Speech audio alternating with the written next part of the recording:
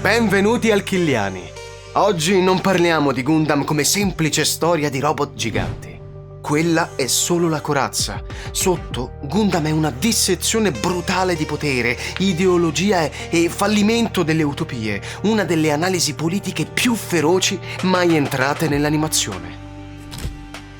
E al centro di tutto c'è lei, la Federazione Terrestre, un governo mondiale che cambia maschera a seconda dell'epoca e dello sguardo che lo racconta, diventando di volta in volta una democrazia stanca, un'oligarchia corrotta, un impero coloniale o una macchina neoliberista senza anima. Questo cambiamento non è casuale, è lo specchio diretto delle paure storiche di ogni periodo. Parleremo anche dei New Type, non come superpoteri, ma come idea pericolosa, come promessa di trascendenza umana che promette comprensione totale e finisce regolarmente per giustificare guerra, violenza e controllo. Perché la domanda che Gundam ci sbatte in faccia da decenni è sempre la stessa. Se anche fossimo davvero capaci di capirci, saremmo in grado di non distruggerci. Quando arriva Mobile Suit Gundam nel 1979, il genere mecha non viene evoluto, viene spaccato. Fino a quel momento il super robot era unico, invincibile, simbolico e morale. Mazinga, Goldrake, Getta Robot, Jig non combattono guerre, combattono il male. Gundam fa il contrario. Il robot non è più un dio, ma un'arma industriale. Il pilota non è più un eroe, ma un ragazzo traumatizzato. La guerra non è epica, ma sporca, politica, inutile. Qui avviene in sostanza la dissoluzione del super robot come linguaggio narrativo dominante. Niente più attacchi speciali come rituali, niente più vittoria morale, niente più o tutto bianco o tutto nero. E soprattutto non salva il mondo, bensì lo complica. Da questo momento il mecha non è più un mito, ma un dispositivo narrativo per parlare di guerra, potere e fallimento umano. Gundam non chiude solo un'epoca, la rende impossibile da ripetere. La serie originale mette in scena il conflitto tra la Federazione Terrestre, governo mondiale che ha esteso il proprio controllo nello spazio, e il Principato di Zion, stato secessionista nato dalle colonie. Zion spesso affascina di più per estetica e iconografia, ma la vera forza di Gundam sta nel modo in cui tratta la Federazione. A differenza di altre saghe fantascientifiche, non è mai un'entità ideologicamente stabile. Zion viene spesso raccontata come un movimento nato da istanze idealistiche, progressivamente assorbite da una struttura autoritaria di tipo fascista.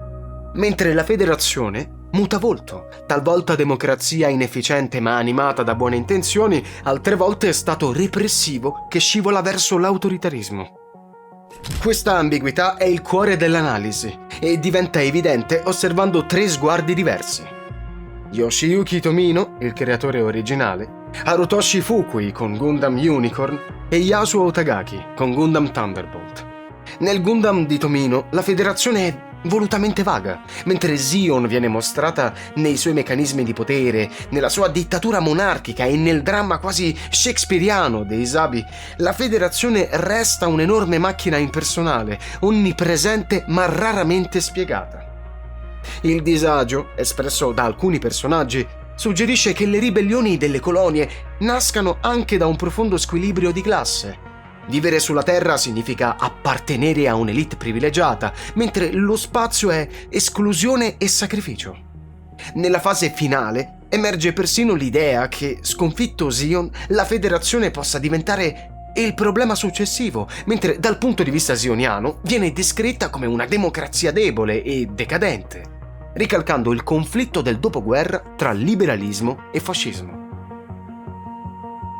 Ma Gundam non è davvero interessato alla politica istituzionale. Ciò che conta è l'impatto emotivo della guerra, e l'equipaggio della base bianca diventa una famiglia disfunzionale, abbandonata da un mondo adulto distante, con la Federazione che incarna un'autorità fredda e indifferente. Con il proseguire della saga, questa immagine si oscura. In Z Gundam, la federazione rafforza le proprie forze speciali e mostra tratti apertamente autoritari.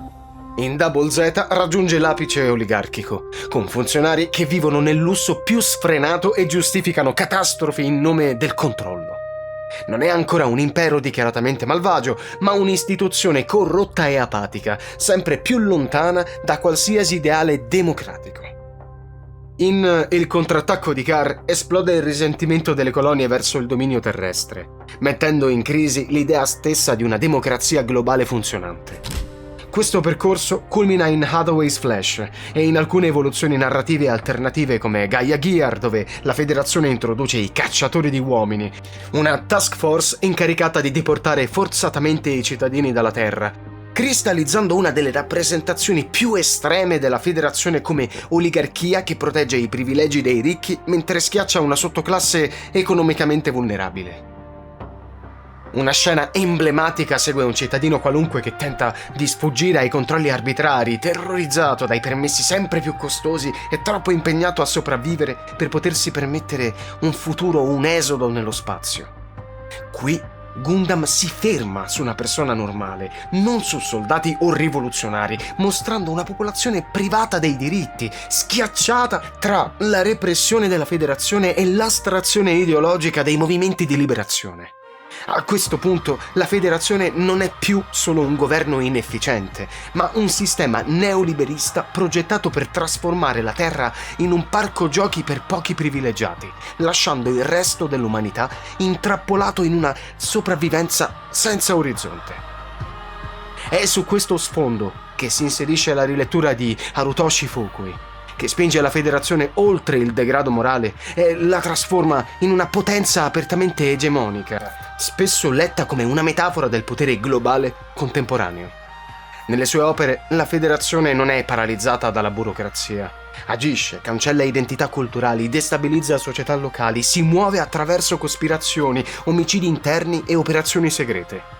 Nei romanzi di Gundam Unicorn questo approccio è esplicito fino all'estremo, con un conflitto che nasce dall'occidentalizzazione forzata, dall'imposizione culturale e linguistica e da una violenza sistemica che assume connotati razziali e religiosi, sfociando in atti terroristici diretti contro i simboli del potere federale. L'adattamento animato attenua pesantemente questi aspetti, eliminando i personaggi e le motivazioni più politicamente esplosive e sostituendoli con antagonisti più generici, pur mantenendo un immaginario visivo fortemente legato alla retorica post 11 settembre, fino a farlo leggere per molti spettatori come una visione fortemente stilizzata dall'immaginario della guerra al terrore. Questa visione, però, non nasce dal nulla. Già nel Gundam originale compaiono movimenti che descrivono la federazione come una forza coloniale esterna, con funzionari che vivono in enclave tecnologiche sopraelevate, mentre le popolazioni locali sopravvivono in condizioni precarie. Fukui porta questa intuizione all'estremo, rappresentando la federazione come un progetto di globalizzazione imperialista che distrugge culture indigene in nome di un governo mondiale unico. Proprio per questo la sua posizione resta una delle più controverse del franchise, anche alla luce delle controverse critiche che hanno accompagnato altre sue opere, spesso lette come ambigue nei confronti della memoria storica giapponese. In netto contrasto si colloca Gundam Thunderbolt di Yasuo Tagaki, che affronta temi simili con un tono più terreno e meno ideologico. L'arco terrestre introduce un'alleanza scissionista con una forte identità culturale e religiosa repressa dalla federazione, rafforzando l'idea di un potere centrale che soffoca le pratiche locali. Qui il conflitto non assume i toni apocalittici della guerra al terrore, ma ricorda piuttosto i film sul Vietnam degli anni 70, con soldati federali intrappolati in una guerra senza senso, privati di diritti e progressivamente alienati dalla propria stessa ideologia. L'immagine di una nave federale che incombe su una città industriale costruita con rottami diventa il simbolo di un impero freddo e impersonale che domina soggetti marginalizzati e adattivi. Questa rilettura risulta meno sensazionalista e più coerente, evita stereotipi orientalisti e sceglie elementi culturali familiari come il buddismo per esplorare il rapporto tra religione, identità e potere, rendendo la critica alla federazione più sobria ma anche più incisiva. Naturalmente la federazione è stata reinterpretata in quasi ogni linea temporale alternativa di Gundam, spesso in modo sorprendentemente creativo, e alcune versioni recenti arrivano persino a rovesciare l'impostazione classica, spostando l'Elite nello spazio anziché sulla Terra e aprendo scenari narrativi ancora tutti da esplorare. Ciò che rende davvero interessante la federazione è proprio la sua fluidità. A differenza di altre grandi istituzioni della fantascienza, è difficile ridurla a una definizione unica. La federazione di Star Trek incarna chiaramente la fiducia americana del dopoguerra nel progresso liberale, così come l'impero di Star Wars è una sintesi immediatamente riconoscibile di fascismo e dominio imperiale. La federazione di Gundam, invece, resta sfuggente, è corrotta ma non monolitica, attraversata da contraddizioni interne che la rendono instabile e ambigua. Fin dal primo Gundam emerge una tensione irrisolta tra il desiderio di abbattere una potenza egemonica percepita come ingiusta e l'ansia di immaginare un futuro credibile dopo la sua caduta. Negli anni 70 questa federazione sembra incarnare soprattutto l'incapacità dell'ordine globale di riformarsi davvero. Una struttura troppo grande, troppo compromessa e troppo distante per essere una soluzione, anche quando pretende di esserlo. Carissimi alchiliani, benvenuti. Io sono Doc Strange 19 e sono qua con voi oggi per raccontarvi una storia su Gundam. Tutto inizia con un ricordo sonoro. Non è una melodia, ma il rombo assordante dei bombardieri B-29 che solcavano i cieli della seconda guerra mondiale. Quel suono rimase impresso nella mente di un bambino di nome Yoshiyuki Tomino.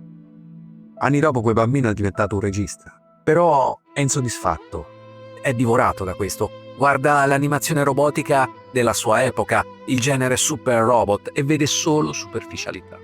Vede però una fuga dalla realtà. Lui vuole esplorare le dinamiche umane, vuole onestà. Quindi da questa frustrazione nasce una visione rivoluzionaria, il Real Robot. Nel mondo di Tomino i robot non sono eroi invincibili, sono armi. Sono strumenti integrati in un contesto militare e politico, soggetti e logiche spietati, munizioni che finiscono, pezzi che si rompono, produzione di massa.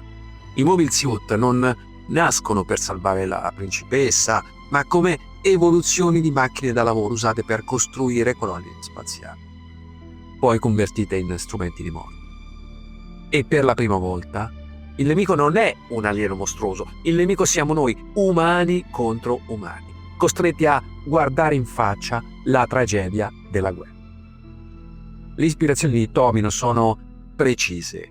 La copertina di un'edizione del 1977 del romanzo Fanteria dello spazio di Robert Heinlein gli fornisce il modello visivo per i mobile suit. Un altro romanzo di Heinlein, La Luna è una severa maestra, gli suggerisce l'idea di una guerra di indipendenza tra spacenoid e terrestri e l'idea terrificante di usare le colonie come armi di distruzione di massa. Visivamente però l'ambizione è cinematografica. Tomino vuole l'estetica di Guerre Stellari e usa tecniche come lo split screen per aumentare il pathos, applicando le lezioni imparate lavorando su Heidi con maestri come Isao Takahata e Hayao Miyazaki. Ma un'idea, per quanto geniale, ha bisogno di un team. Siamo nel 1978, lo studio Nippon Sunrise, appena diventato indipendente, è a un bivio. Dopo i risultati tiepidi delle serie precedenti di Tomino come Zambot 3 e Daitan 3, serve un successo. Il progetto parte con il titolo provvisorio Freedom Fighter. L'idea iniziale è una sorta di 2 anni di vacanze di Jules Verne nello spazio. Ragazzini che sopravvivono a bordo di una nave madre, è la Freedom Fortress. Ma lo sponsor, la fabbrica di giocattoli Clover, interviene a gamba tesa. Il presidente dell'azienda guarda il design della nave, quello che noi oggi conosciamo come la base bianca, e la liquida come un cavallo di legno invendibile. La sentenza è chiarissima, ci serve un robot protagonista. Tomino però non si perde d'animo. Il 28 agosto 1978 presenta una nuova bozza, Powered Suit Gunboy. La storia diventa più matura. I pugni a razzo vengono sostituiti da fucili a raggi. la guerra si fa seria. A questo punto sorge il problema cruciale. Chi disegnerà questi robot? Inizialmente lo staff si rivolge allo Studio NUE, un collettivo di esperti di fantascienza che stava già collaborando alla sceneggiatura. Lo Studio NUE produce dei design, ma sono troppo scientificamente rigorosi. Agli occhi degli sponsor mancano di fascino commerciale, vengono scartati, anche se, come spesso accade in queste produzioni, nulla si butta via. Quei bozzetti verranno riciclati per creare il Gun Can. Serve un compromesso tra arte e mercato. Yoshikazu Yasuhiko, Yas. Il character design suggerisce il nome di Kunio Okawara. Okawara è uno stilista di moda che si definisce un artigiano. Lui non si perde in teorie, costruisce modelli in legno dei robot per dimostrare agli sponsor che i giocattoli si possono fabbricare davvero. È Okawara a definire il look dei Gundam guardando al passato del Giappone. Avete presente la famosa antenna a V sulla testa del robot? Tecnicamente si chiama D-Fin ed è ispirata al Meada, l'ornamento decorativo frontale degli elmi dei samurai. Il Gundam diventa così un samurai tecnologico. Per il nemico, lo Zaku 2, la storia è diversa. Dato che la Clover non aveva intenzione di farne un giocattolo, Okawara ebbe carta bianca. Ispirandosi alla sua esperienza nella moda, immaginò Zaku come un uomo in completo giacca e cravatta, un design asimmetrico, funzionale, che ricordava i soldati tedeschi della seconda guerra mondiale. L'unica richiesta di Tomino fu l'occhio. Doveva essere un monocolo, come un ciclope, per renderlo inquietante. Quindi mentre Okawara costruiva i corpi d'acciaio, Yoshikazu Yasuhiko dava loro umani. Yasuhiko pretese il titolo di Animation Director per avere più controllo. Fu lui a rendere i personaggi alla moda e complessi, attraendo anche il pubblico femminile, ma intervenne anche su robot, modificò il Gundam per renderlo meno giocattoloso, nascondendo il cockpit e disegnando caviglie più simili a quelle umane. Il suo impegno fu totale, al punto che fu ricoverato per una pleurite prima della fine della serie a causa del troppo lavoro, avendo trascurato la sua salute.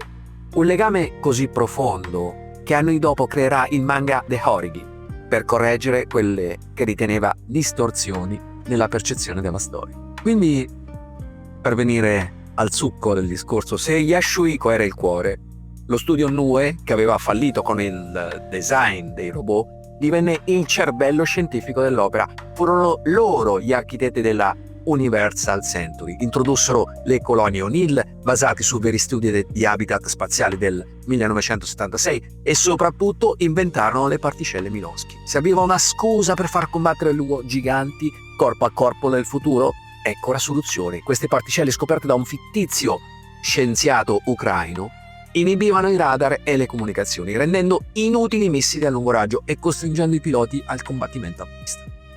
Tutto questo mondo aveva bisogno di un nome definitivo. Da Gunboy si passò a Gunboy, in omaggio del film Convoy.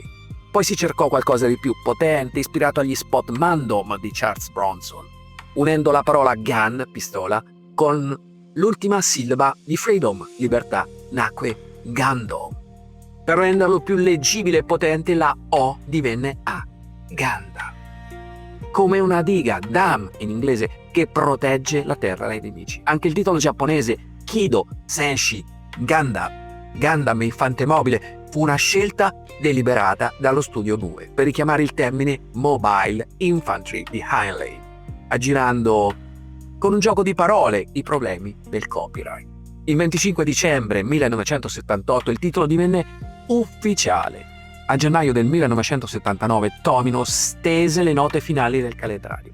Dalle ceneri della Seconda Guerra Mondiale, attraverso i compromessi commerciali e grazie al genio combinato di artisti, artigiani e scienziati, la leggenda era pronta. L'Universal Century 0079 stava per cominciare. Ciao a tutti, Doc Strange 19. Il concetto di New Type è probabilmente l'elemento più frainteso e disturbante di tutto Gundam, liquidato spesso come una deriva mistica dentro una serie che aveva promesso realismo politico e militare, quando in realtà è proprio lì che l'opera affonda il coltello. I new type non vengono introdotti come un fenomeno scientifico coerente, ma come un'idea ideologica che solo in seguito viene razionalizzata. È l'idea di Zion Zumdeikun, la convinzione che vivere nello spazio avrebbe generato una nuova umanità capace di comprensione reciproca, libera dai limiti e dai pregiudizi della Terra. Solo dopo questa visione filosofica viene appiccicata a individui che mostrano capacità anomale, creando una sovrapposizione pericolosa tra profezia e realtà osservabile. Gundam sfrutta questa ambiguità fino in fondo, trasformando il new type in uno spazio di proiezione ideologica più che in un'evoluzione biologica, e lo fa anche sul piano visivo. La serie parte asciutta, quasi documentaristica, e scivola progressivamente in una dimensione psichedelica ed emotiva, dove la promessa di comprensione totale si manifesta solo per essere immediatamente soffocata da violenza e morte. È un paradosso crudele. L'ideale new type prende forma solo sul campo di battaglia e ogni momento di trascendenza coincide con un'esplosione, una perdita, un trauma. Se Gundam si fosse fermato lì, i new type avrebbero potuto rappresentare l'alba di qualcosa di nuovo, la speranza che da una guerra totale potesse nascere una vera rivoluzione umana. Ma la prosecuzione del franchise ribalta tutto. I new type diventano il simbolo di una possibilità mancata, di un potenziale assorbito dagli apparati militari e svuotato di senso. Questo fallimento è già presente in embrione nell'opera originale e nelle Neovilization scritte da Tomino diventa esplicito, con personaggi che mettono in dubbio l'idea stessa dei new type come salvatori, temendo che possano trasformarsi in una nuova elite violenta, incompatibile con l'umanità normale e destinata a creare nuove gerarchie e nuovi conflitti. Al tempo stesso, l'ideologia new type viene usata da Zion per giustificare atrocità, riducendo le vittime della guerra a sacrifici necessari per una nuova era, mostrando quanto facilmente un'idea nata per superare l'odio possa diventare una macchina retorica perfetta per legittimare il fascismo. Gundam, in fondo, non è interessato ai poteri, ma a ciò che le ideologie fanno alle persone quando diventano più importanti delle vite umane. Nato in un'epoca in cui le grandi narrazioni politiche stavano crollando ma non erano ancora morte, il franchise occupa quello spazio vuoto, sostituendo temporaneamente la politica con il mito. Il new typism funziona come una spiritualità laica, una risposta fantascientifica al bisogno di senso, trascendenza e rinnovamento degli anni 60 e 70. La vera domanda, quindi, non è se i new type esistano, ma cosa rappresentino. Un'evoluzione autentica o l'ennesima illusione necessaria per rendere sopportabile la guerra? Gundam non usa Federazione, Zion o un new type per dare risposte, ma per mettere in scena un problema brutale. Cosa succede quando le ideologie sopravvivono più a lungo della fiducia in esse? La Federazione cambia volto, perché cambia il mondo che la osserva. I new type promettono un salto che non arriva mai e ogni tentativo di redenzione viene risucchiato dal potere. È questa instabilità a rendere Gundam ancora vivo. Non racconta il futuro come progresso garantito, ma come un campo di battaglia dove le speranze genuine vengono sistematicamente divorate. Gundam non è una storia di mecha, è l'autopsia dell'idea stessa di cambiamento. Beyond All.